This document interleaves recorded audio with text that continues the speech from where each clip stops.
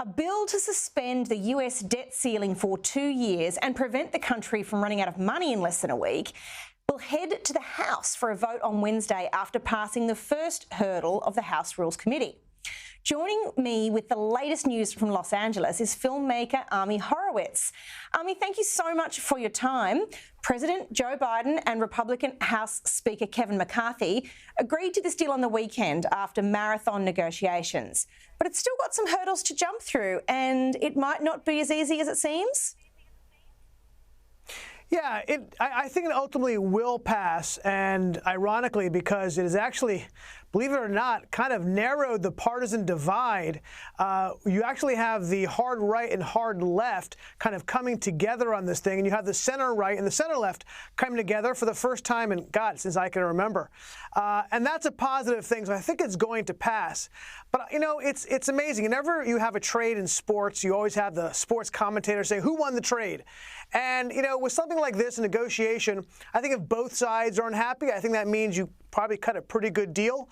But it is interesting. I always tell people that, particularly my friends on the right who are complaining about this deal, that the perfect is the enemy of the good. And yes, they didn't get everything they wanted, right? Certainly I understand when they say, yeah, it did freeze spending from last year to this year and only 1% for the year following. But at the end of the day, spending was so bad in 2022 and 2023. Is that really a victory? But this is as good as you could expect a deal to have been, considering the fact that the government is, the executive branch is in the hands of the Democrats, and the Senate is in the hands of the Democrats.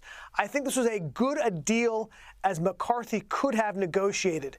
And I think in particular, what it does is there's a number of these pet projects of Joe Biden, which it kind of froze in its tracks. For example, the increase in $80 billion in the IRS agents that would create equity in collecting taxes, which, by the way, essentially is code for they're going to go after conservatives who are earning money just like the Obama IRS did when he was president.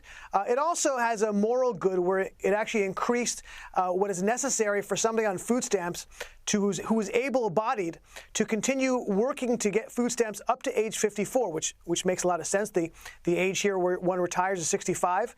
And it also freezes in its tracks the illegal attempt for Joe Biden to pause and forgive student loan debts. So there's a lot of good that's come out of it outside of just freezing spending, and I think it's as good as one could expect.